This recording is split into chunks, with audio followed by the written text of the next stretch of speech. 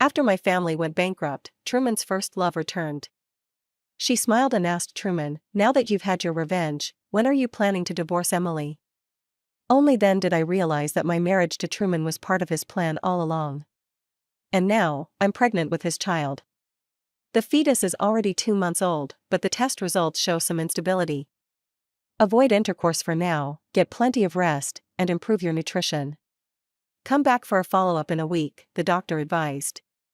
If we have intercourse, will I definitely lose the baby? I asked calmly. The doctor looked up at me and replied, "There's a very high chance. You young people, for the sake of the baby, just hold off for now." I left the hospital in a daze, holding the ultrasound image. The world outside was bustling with people coming and going, yet I had no idea where to go. I used to eagerly look forward to this baby's arrival. Truman and I had been married for 3 years, but I hadn't conceived. Both of us had been checked, and everything seemed normal. I even tried folk remedies to increase our chances. He told me it wasn't the right time, assuring me not to worry. Back then, I thought he was just comforting me. But yesterday, I learned the truth: he never intended to have a child with me. And 2 months ago, on the very day my family went bankrupt, even though I was emotionally drained, I still gave in to him. That night, he must have been too excited about destroying my family's company and forgot to switch out my contraceptive pills. That evening, I placed the baby's ultrasound photo inside a small bottle and buried it in the garden of our villa. A tiny mound of dirt surrounded by blooming roses. Looking at this garden, once filled with happy memories, I couldn't help but marvel at how long Truman had held back. To get his revenge, he married the adopted daughter of his enemy, acting humble and submissive on the surface, while secretly tearing my family apart piece by piece. Feeling reluctant to leave? Truman asked, suddenly appearing behind me, wrapping his arms around me. "Don't worry, I'll make enough money to buy this place back." The villa had already been auctioned off, and we had to move out tomorrow. The person who bought it was none other than Truman himself. He really was committed to playing his role to the end. A few days ago, I passed by his new company and saw him sitting in a cafe with Joanna. But Truman had told me before that he wasn't in touch with her anymore. For some reason, I found myself sneaking inside. They were so engrossed in their conversation that they didn't even notice me sitting just behind them. The 3 of us had been in the same class in high school. I had known Joanna since our first year, and Truman transferred in during the second year. He was dazzling, instantly capturing everyone's attention. Together with Joanna, they were the school's golden couple. I, on the other hand, was the adopted daughter of a wealthy family, constantly mocked and scorned from the very first day, despite working hard and being the top student in every exam. I held on to the belief that things would get better after the struggle, surviving day by day. Then one cold winter day, he handed me a cup of hot milk tea, his eyes sparkling like stars. "Looks like we're desk mates from now on. Please take care of me." That cup of milk tea was the sweetest I've ever tasted. It was the start of my first crush, and also the beginning of his revenge. Emily's adoptive parents' company is done for.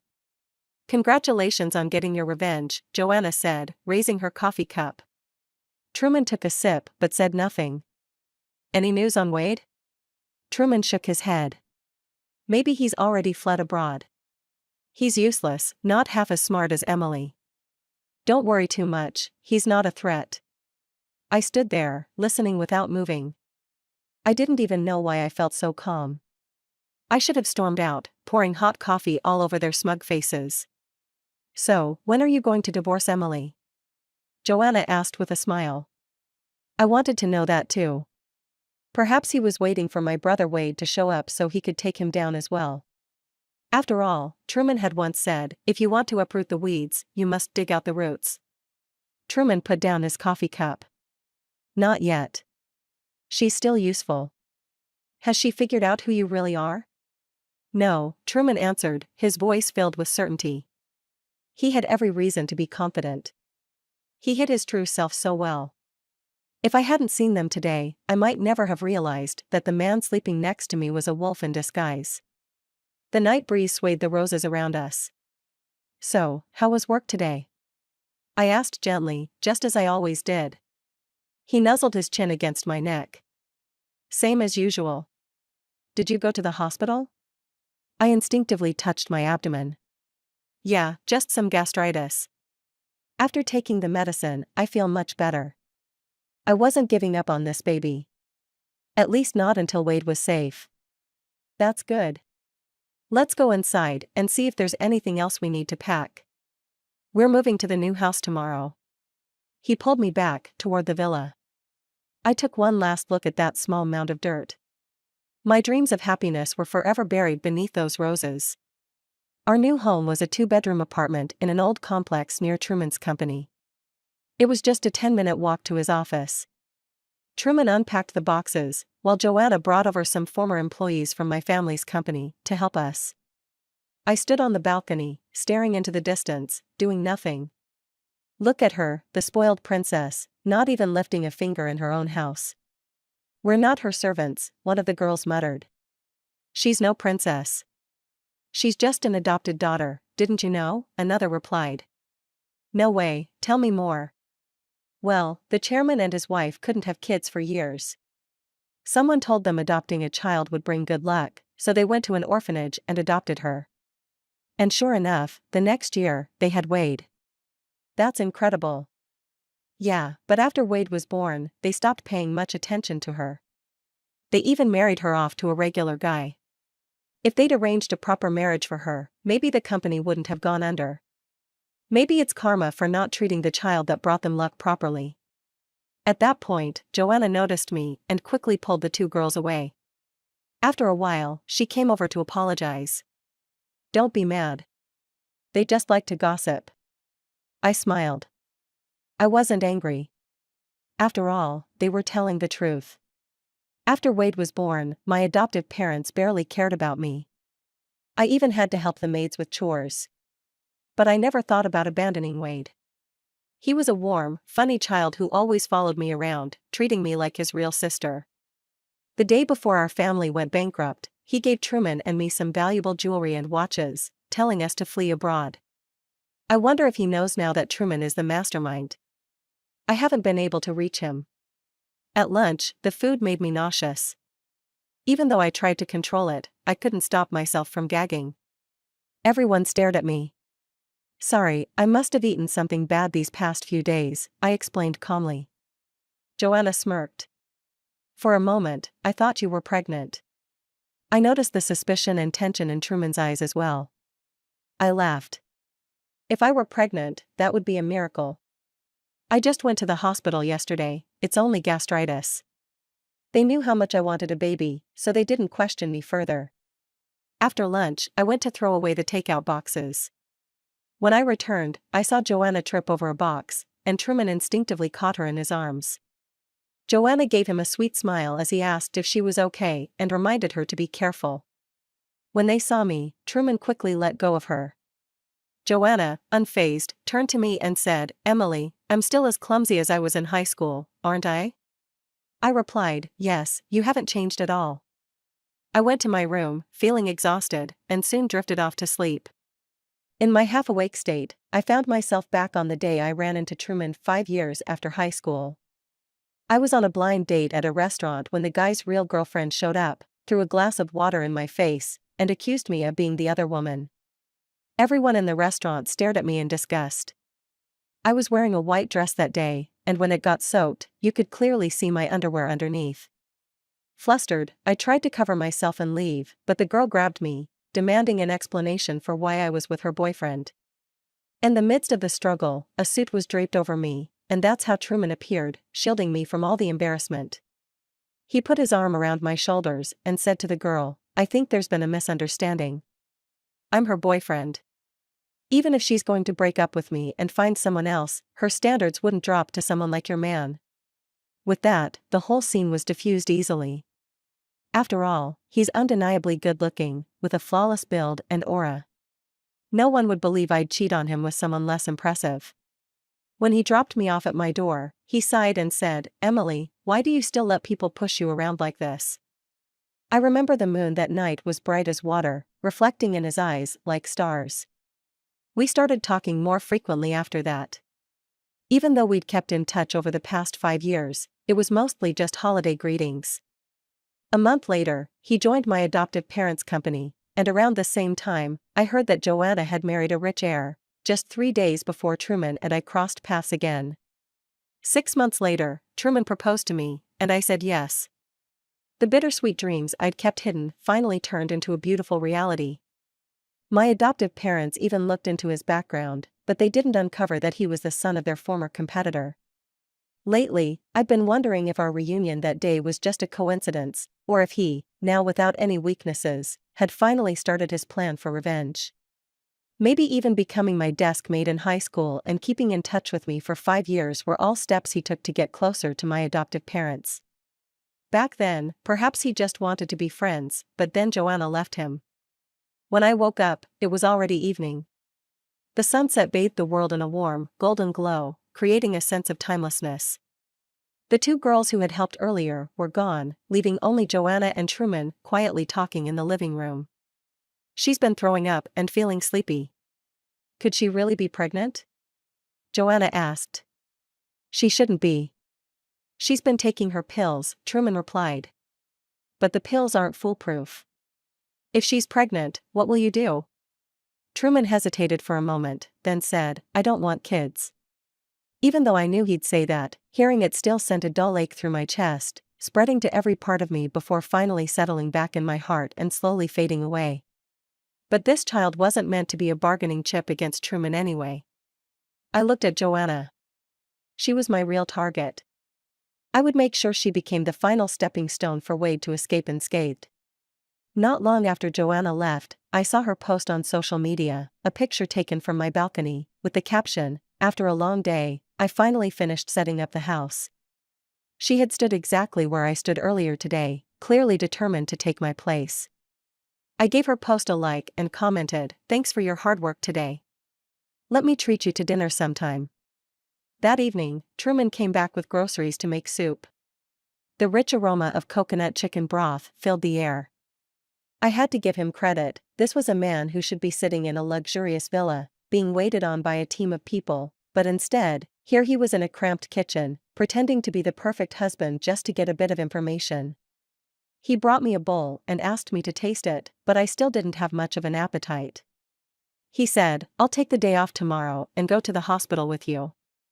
It's been 2 days, and you're still not feeling better." There was no way I could go to the hospital with him, so I played coy and said, "Feed me, and I'll eat." He smiled softly and spooned some soup to my lips. His gentle eyes seemed to indulge all my whims and tantrums. I managed to drink 2 bowls and ate some chicken, but as soon as he went to take out the trash, I rushed to the bathroom and threw it all up. By the time he came back, I was already sitting calmly on the sofa, watching TV as if nothing had happened.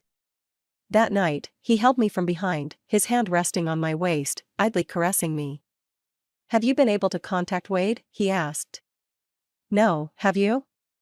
I replied. "No, either. I just hope he's left the country by now and never comes back. It would be better for him that way." I froze for a moment, feeling as if Truman was ready to let Wade go. But how could that be? After scheming for so many years, how could he possibly show mercy to the son of his enemy? This was just another act, a calculated retreat to fool me. He gradually stopped talking, his breathing deepened, and then he turned me to face him. I resisted, saying, "No. I'm not feeling well." It was the first time I had ever refused him, and I could see the flicker of surprise in his eyes. He hadn't expected this since I had always given in to him over the past 3 years. Not wanting to arouse suspicion, I kissed him lightly on the lips and whispered, "Let's wait until I'm feeling better in a few days." He went to sleep in the guest room, while I lay awake until dawn. The next morning, after Truman left for work, I tried contacting Wade again, but still no response. I sold the watch and jewelry Wade had given me and, along with my savings, I now had nearly $3 million in cash. This was all to secure his future. As for me, if I survived all of this, I planned to move to a quiet town in the south. I've never liked the winters here. Even with the heating on, I always felt cold when the bitter wind blew. A week later, I went to the hospital for a follow-up. The doctor looked at the report and said, "Things aren't looking great. You should rest in bed, and it'd be best to stay in the hospital for observation." Of course, I couldn't stay in the hospital, so I just took some medication to help protect the pregnancy and continued messaging Wade, telling him I was sick and hoping he'd come to see me. After the company went bankrupt, the debts should have been taken on by the corporation.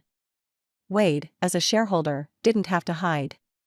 But in his effort to save the company, he fell into a financial trap, and the massive debt he owed would be impossible to repay in this lifetime.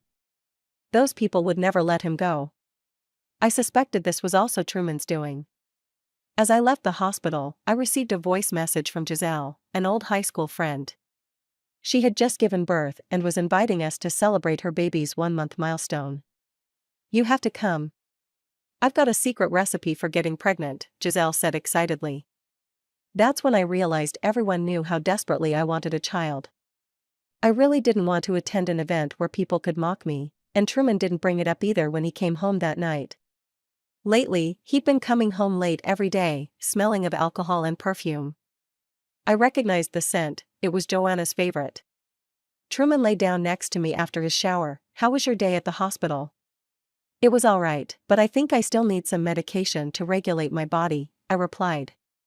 He assumed I was still taking medicine to try to get pregnant. "Medicine can be harmful, you shouldn't take it. Maybe we'll conceive naturally." Yeah, that time when he forgot to use protection, I got pregnant immediately. I snuggled obediently into his arms. "All right, I'll finish this round of treatment, and if it doesn't work, I'll stop." He didn't do anything else, his breathing soon became steady, and I let out a sigh of relief. I thought he might have something intimate going on with Joanna, but so far, it seems like he hasn't taken that step. Maybe continuing to conquer me, the adopted daughter of his enemy, gives him a longer sense of victory. But I don't know how much longer I can hold him off. He's young, full of energy, and he's just crushed his foster parents' company beneath his feet. He's riding high right now. All I can do is keep praying that Wade contacts me soon.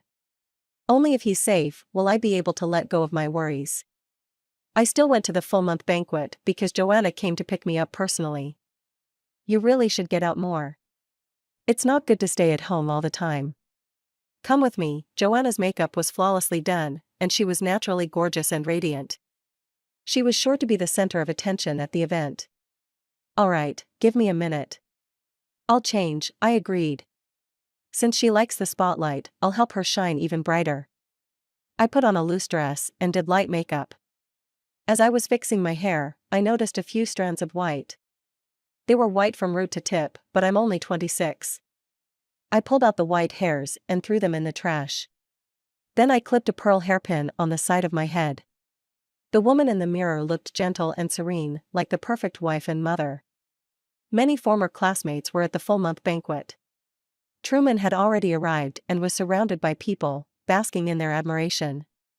Although he hasn't officially revealed his identity yet, everyone here is sharp enough to know he's someone powerful. When they saw me arrive with Joanna, Truman's expression didn't change, but the others looked like they were ready for drama. A love triangle is always the most interesting topic, no matter where you are. I sat down next to Truman while Joanna mingled with the crowd, chatting and laughing as she always did. She's very popular, and she gets along well with everyone. But soon, people started coming over to talk to me. After all, my family just went bankrupt, and my brother owes billions. We've been on the front pages a lot lately. They were probably speculating about what would happen to us. Would we disappear from public view forever, or would our bodies be found in some desolate place one day? Joanna stood on the outskirts of the group, watching me with a faint smile. I knew she was angry, so I decided to fuel the fire. The more upset she gets now, the easier things will be later. I leaned affectionately against Truman, asking him to get me water when I was thirsty, and to bring me snacks when I was hungry. Truman probably sensed what I was doing, but he still went along with it. However, Joanna was more composed than I expected. She managed to burn her hand with hot water, and instantly, all the attention was on her. Truman rushed over to check on her, carefully wiping her hand where it was burned. Joanna's eyes reddened. "It's nothing, it just hurts a little." Our classmates' eyes darted between us, and Joanna looked at me with a victorious expression through the crowd. I smiled faintly, but my nails dug into my palms. I realized that I wasn't as strong or indifferent as I thought. I've loved this man for 10 years. Now, my heart is being ripped apart, and the pain is so deep that even my lower abdomen aches, as if the unformed child inside me could feel my suffering. But I can't let this pain out. I still have family, my brother's fate is still uncertain. I went to the bathroom to take my medicine. By the time Truman came back, I had already composed myself and continued with the banquet. Before dinner, Giselle called Truman and me aside and gave each of us a lucky charm. Keep this with you. We tried for 7 years to have a baby and were about to go for IVF, but after getting this, now the baby is almost here, Giselle said with confidence. Really? That magical? Truman said skeptically, but he still put the charm in his pocket to not embarrass her. Giselle was satisfied. If you believe in it, I hope next year we'll be attending your baby's full-month party. Next year? I looked out the window at the sea of lights. Would there still be one for me? During dinner, people kept coming over to toast. When they got to me, Truman stopped them. She's not feeling well, she'll just drink tea instead. One of the classmates understood. Oh, you're trying to get pregnant, right? Then neither of you should drink. It's bad for the baby if the father drinks, too. Truman nodded and poured himself some tea as well. I saw Joanna's smile slowly fade. So, are you hoping for a boy or a girl? Someone asked Truman. He smiled. Why not both? We want a boy and a girl. Just as he finished speaking, someone accidentally knocked his cup to the floor. The crash was sharp, the cup shattered into pieces. The room fell silent. Even the children who had been playing stopped. Truman stared blankly at the shards on the ground. Maybe this was fate's answer to us. On the way home, Truman didn't say a word. His foot was heavy on the gas.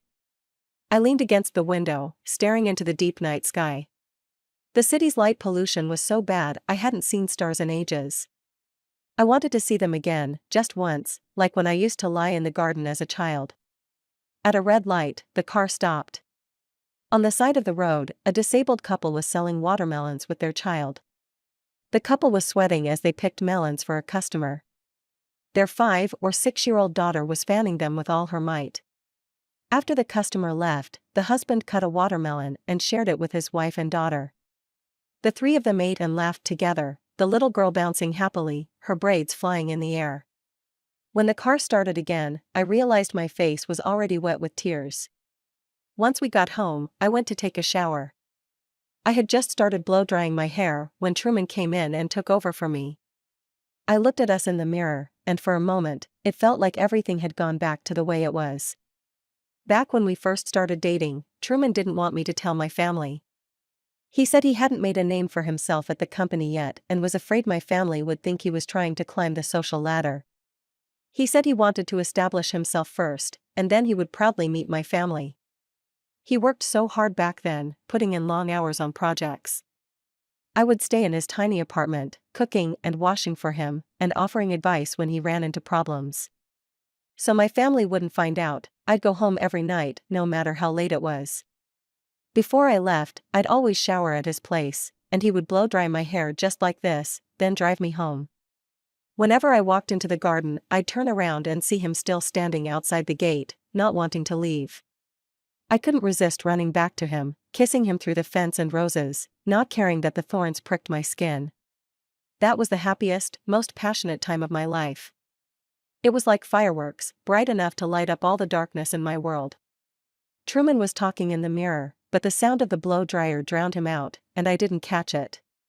Just as I was about to ask what he said, I saw him staring at my hair, silent. I realized he must have seen the white hairs, too. Since that day, Truman has been coming home after work to cook for me, going on walks with me, and watching shows together. We were like any ordinary loving couple. The neighbors would always compliment me on my good fortune, saying I had a caring and handsome husband. Half a month after I came back, a news alert popped up on my phone: a man's body had been fished out of the river. I stumbled my way to the funeral home, but fortunately, the body wasn't weighed. However, I saw Truman there. He had arrived before me, with a few senior employees from his adoptive parents' company standing respectfully behind him. I knew they had ramped up efforts to find Wade, even raising the private reward to $5 million. They probably believed that this corpse was Wade and were eager to wrap everything up as quickly as possible. I stood where they couldn't see me, waiting until they left before stepping out. But just as I was about to leave, I finally heard that voice I'd been yearning for. Sister. I turned around and saw Wade, who had been missing for almost 3 months, standing in the shadows. The once vibrant and clean-cut young man now looked haggard and gaunt, full of wariness and hostility. I held him tightly, using every ounce of strength I had. We talked right there in the funeral home. He said this was the safest place for now. He told me he had seen the messages I'd sent but didn't dare reply, afraid of dragging me into this mess. He also realized Truman was the mastermind. He had come to the villa and the apartment complex looking for me but noticed people watching the area. He had been biding his time, and when he saw the news today, he was sure I'd come to identify the body. Sister, you really came, he said, tears welling up in his eyes.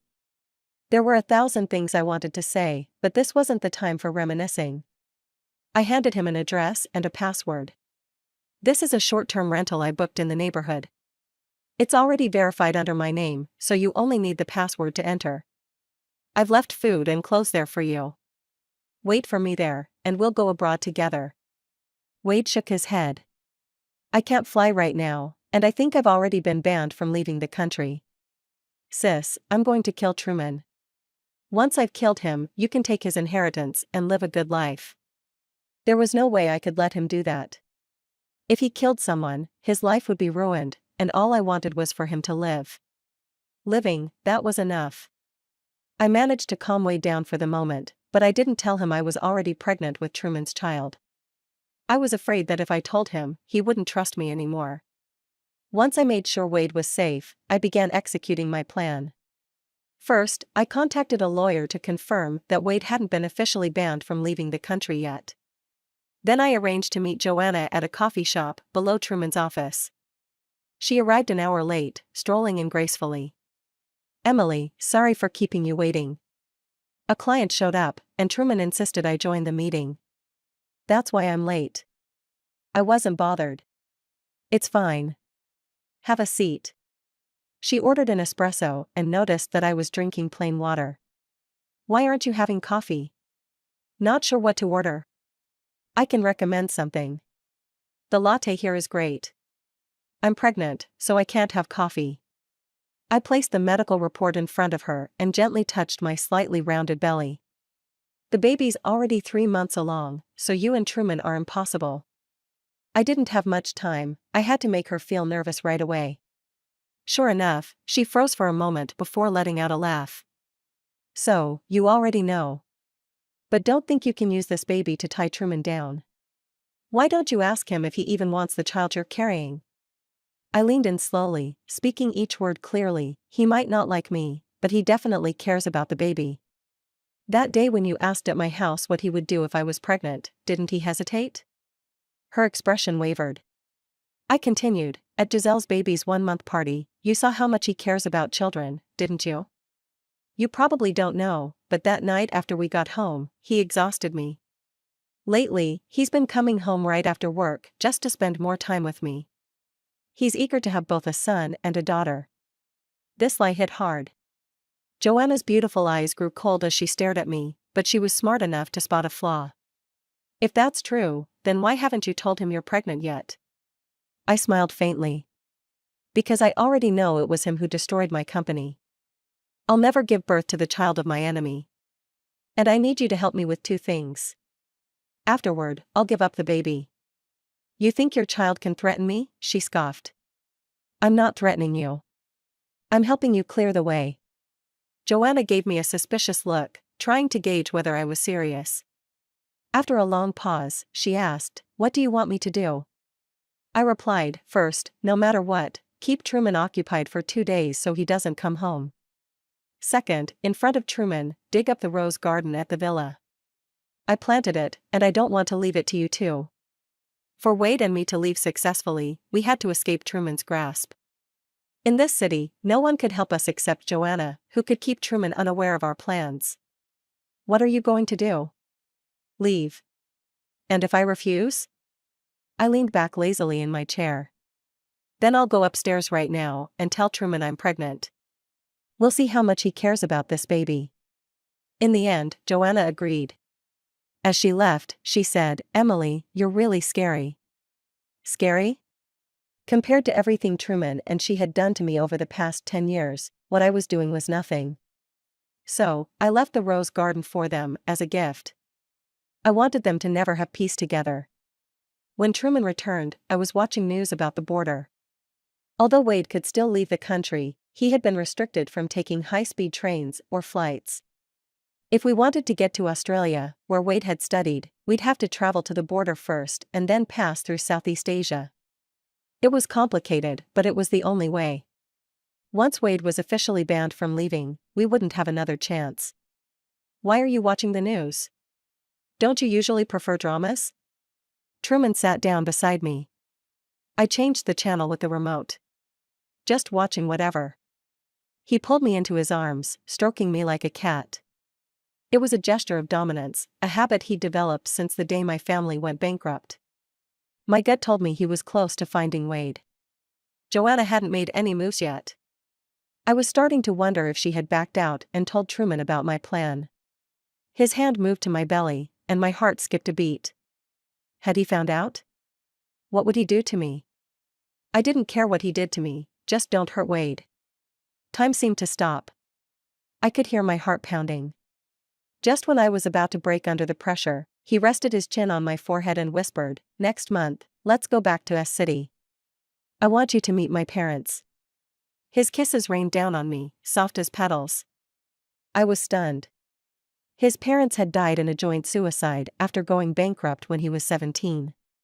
When we got married, he had no family on his side, and he'd never returned to High City, not even mentioning it since. And now he was saying he wanted to take me back to meet his parents. Could it be that he wanted to come clean to me? Could it be that he had finally fallen for me? Just then, the phone rang abruptly. Truman didn't answer it, but the caller was persistent. He glanced at the screen. It was Joanna. "Truman, my ex-husband is here. Please come help me," she whispered, her voice shaky and nervous. "I'll be right there." "Don't open the door," Truman replied before leaving. A second ago, he'd been telling me he wanted to take me home, and the next, he disappeared from my sight. Even though I knew Joanna was distracting him, just as I had planned, why did it still hurt so much? He had just said he wanted to take me home. I thought maybe I'd finally become someone special to him. I had even forgotten another possibility, maybe he wanted to take me to his parents' graves to tell them their revenge had been fulfilled, and make the daughter of their enemy kneel and beg for forgiveness. The TV show was making the audience laugh hysterically, and I laughed along until tears silently streamed down my face. As night fell, I stood outside the villa.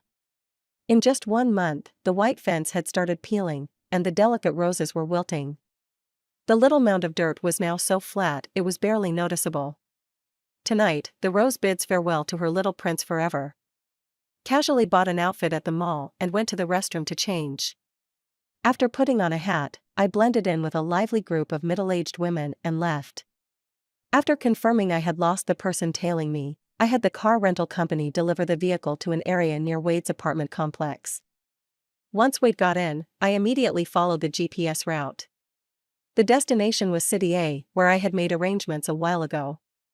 Someone there would help us cross the border and take us to the international airport in the neighboring country. As we left the city, Wade kept glancing back. I didn't get the chance to visit my parents' graves.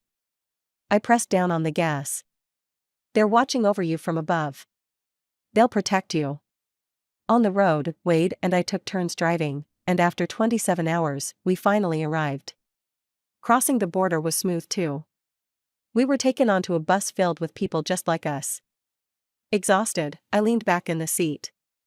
Despite the tension and all the rushing, the miscarriage I had feared didn't happen.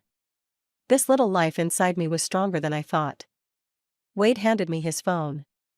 It was his friend from Australia, sending photos of some houses, modern apartments and rural farms.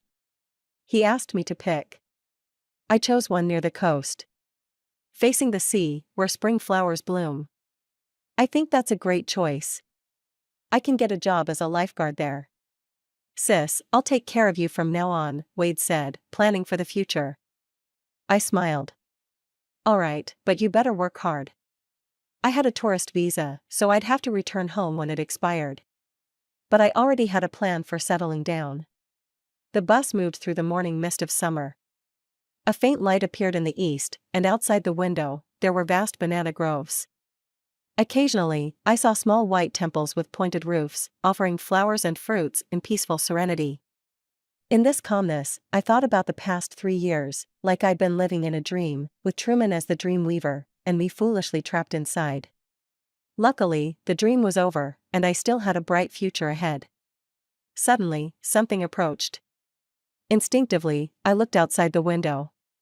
The next second, I felt myself being thrown into the air, slamming into the roof of the bus before crashing down hard. My abdomen struck the seat violently, and a sharp pain tore through me as a warm liquid slowly trickled down. I had no idea what was happening. In my daze, I saw Wade, covered in blood, crawling towards me. Fear filled his eyes as he desperately reached out, trying to touch me. I wanted to hold his hand too, like when we were kids, and tell him not to be afraid. But where were my hands? Why couldn't I see them? The light faded from my sight, and I thought I was dying. In the last bit of light, I saw a little angel walking toward me, stepping on roses. She came to my side, her soft body hugging me without saying a word, just smiling sweetly. I realized who she was, and my heart, which I thought had become invincible, felt like it was being pierced by 1,000 arrows. I had brought her into this world, yet I had considered abandoning her. But she still loved me. I'm sorry. I sobbed uncontrollably. The little angel kept smiling, her tiny hand wiping away my tears. Such a good child, and I had thought of not having her. Luckily, she was still with me. I would never part from her again. I stopped crying, gently holding her in my arms, kissing her little face. Together, we walked toward the place where the roses bloomed. When Truman came out of the police station, it was already the next morning. Joanna's abusive ex-husband had shown up, and they had gotten into a fight, leading to both of them being detained. The police said they had contacted Emily to come and sign for his release, but she hadn't shown up. He knew she must be angry. When he returned home, Emily wasn't there. She didn't answer his calls, but her clothes, shoes, and bags were still at home, so he assumed she had just gone out for a bit. But by 10 p.m., she still hadn't come back. She had never disappeared for so long before, nor had she ever stayed angry with him for so long. He contacted Giselle and the others, but no one had heard from her. He started to feel restless. During a company meeting, his mind kept wandering, something that had never happened before. On the third day, the private investigator called, telling him that while they hadn't found any trace of Wade, the loan sharks had suddenly all headed south that morning. South? A sense of unease washed over him. Yes, I just got word, they're almost in City A now. City A, a beautiful border town, the gateway to Southeast Asia by land. He suddenly remembered when he came home the other day, Emily had been watching the news from that region. No, it couldn't be. She was so fragile and timid. There's no way she'd go somewhere so foreign and dangerous. He finally decided to go to the police, but on his way through the dining room, he noticed a document pinned under a vase. It was a divorce agreement. She had already signed it. He stood there in shock, unable to believe she would do this. For years, he had been used to always seeing her when he turned around. But now, she had left him. His phone buzzed, snapping him back to reality. But it wasn't a message from Emily, it was a news alert: armed conflict in a neighboring country, bus hit by shell, 7 dead, 15 injured. Identities of the deceased being confirmed, suspected to include citizens from our country. It was foreign news, but his heart ached inexplicably. With trembling hands, he dialed Emily's number over and over, sending her messages, telling her that he would take care of all the debts, Wade wouldn't have to hide anymore, and they could live together peacefully from now on. But every message went unanswered. Until a strange number called. Is this Mr. Truman? Yes, it is. Hello, this is the embassy. Ruman finally saw Emily. She lay there quietly, as if she were just sleeping. The staff told him the bomb was so powerful that parts of her body were still missing. They also told him she had been 3 months pregnant. He looked at her silently, without tears or any change in expression. It was as if the person lying there wasn't his wife, but a stranger. Joanna made a call to her associate. Is she really dead? Yes, she died on the spot. Her body was burned beyond recognition. Joanna was silent for a moment. What about Wade? Is he dead too? Not sure, haven't seen his body. Maybe he's in the hospital. What about Truman, how is he doing? He seems stable. After all, it was Emily who betrayed him, running off with Wade without saying a word. Her death probably settled everything. Joanna felt something was off, but couldn't pinpoint what it was. Suddenly feeling uneasy, she deleted all her chat history with Emily, thinking this would keep her safe. Truman brought Emily's ashes back and buried them in the cemetery. He remodeled Emily's villa, erasing all traces of their family, and moved his sister from the small town to live with him. He no longer hid his true identity, and people gradually learned about his past. But no one judged him. In fact, they admired him, praised him, saying he was destined for greatness. Some even wanted to marry their daughters to him. Victory is for the strong, while the weak are quickly forgotten. Only his sister, waking in the middle of the night, would sometimes see him sitting alone in the garden, soaking his shoulders, withered roses by his side. One night, she couldn't help but ask, "Brother, is something on your mind? Talk to me." Truman smiled. "I'm fine." His sister pointed to the burn marks on his fingers from his cigarette. "You say you're fine, but you didn't even feel the pain." Truman looked down at his fingers, where a blister had already formed. "Brother, did you fall for her?" she asked softly. His hand trembled slightly. No. He hadn't fallen for her. She was just a pawn in his revenge, a convenient lover who followed his every wish. His sister sighed softly. She knew her brother, his lips always tightened when he lied. Joanna observed cautiously for a long time and found that Truman didn't seem to suspect anything about what she had done. She often visited his sister, trying to build a good relationship with her. After all, Truman was very popular now, and for some reason, she no longer felt as confident around him as she once had. His sister treated her well, often going shopping and dining with her. Sometimes, Truman would join them, and everything seemed to be back to normal. The only thing in the garden that always caught her attention was the roses. Every time she saw them, she would remember what Emily had said, in front of Truman, "Dig up the roses in my villa's garden. I planted them, and I don't want to leave them to you." That sentence, those flowers, felt like thorns stabbing deep into her heart. In the end, she couldn't hold it in any longer and suggested to Truman's sister that they renovate the garden, to give the house a fresh look. His sister, not knowing the reason behind it, agreed. She thought a change might lift the mood as well. Since her brother had left everything in her hands, she hired a designer to redesign the space, and the construction crew soon arrived. By the time Truman returned, all the roses had been uprooted, and the workers were busy turning the soil. It was as if someone had struck a nerve. He angrily shoved a worker to the ground. It was then that he saw the crystal bottle, containing the ultrasound photo. The bottle had been bought during his honeymoon with Emily. The lid was shaped like a little angel, which Emily loved, and she had kept it on her bedside table. When they moved, it had gone missing, and Truman had searched for it but couldn't find it. He thought it was lost for good. He picked up the bottle and took out the photo inside. Seeing that tiny form on the image, it felt like his whole world collapsed. He had always believed that Emily didn't know she was pregnant. After all, she had once wanted a child so badly, she would never have left him suddenly if she had known. But she knew. She knew everything. Beneath the photo was a short line in her handwriting, "An angel once came by." She had left him in the most final, decisive way possible, with no chance for him to regret anything. But he did regret it. Joanna noticed that Truman hadn't moved from where he had fallen. Puzzled, she walked over to him. When she saw what he was holding, she immediately turned and ran away. She had been careless. She thought that no matter what Emily had done, it wouldn't have such a huge impact. But Emily had pushed him straight into the abyss. She was truly afraid now. Truman's sister, realizing she had made a terrible mistake, hurriedly began trying to replant the rose bushes. "Brother, I'll plant the flowers again. They'll bloom, they definitely will." But the roses had been cut down at the roots. Just like a broken mirror, it couldn't be pieced back together, and spilled water couldn't be gathered again.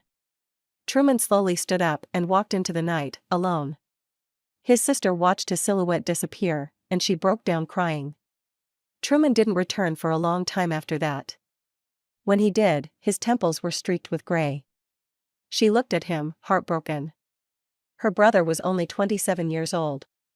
He wasn't alone when he came back. There was a couple with him, both disabled, who were selling watermelons. Her brother bought all of their watermelons. He gave the couple a large sum of money, and they left, overwhelmed with gratitude. She didn't understand why her brother suddenly bought so many watermelons. Even if they all ate them together, there would be no way to finish them all that summer. "Go study abroad. I've arranged everything for you," Truman said to her kindly, as if he no longer blamed her. "You're sending me away?" She looked at him in disbelief. "No, I want you to see the world. Didn't you always want to travel abroad?" He ruffled her hair the way he had when they were younger. And so, she left for another country. Maybe some time apart would be good for both of them. A month later, the butler called.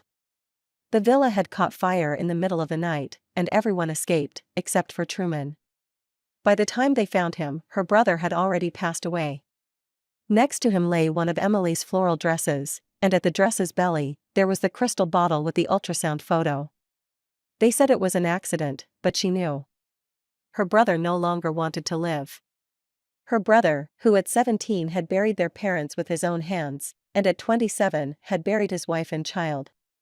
The boy who had once dreamed of becoming a scientist had taken up the sword to slay the dragon, only to become the dragon himself. Standing alone at the peak, he knew he would never see the sunrise. So, he sought the comfort of the night sky, chasing after the stars. Epilogue. Australia, by the sea. Wade sat in his wheelchair, surrounded by 4 or 5 professionals. "Mr. Wade, I am Truman's lawyer. This is his will, please take a look." "His will?" Wade's expression shifted slightly. "Yes. A month ago, there was a fire at Truman's villa. The fire was too intense, and Mr. Truman couldn't make it out. In his will, he left all his properties, stocks, and funds to you. He also took care of any debts. You can return home now." Wade didn't say a word. He looked out over the sea, but there were no signs of spring by the shore.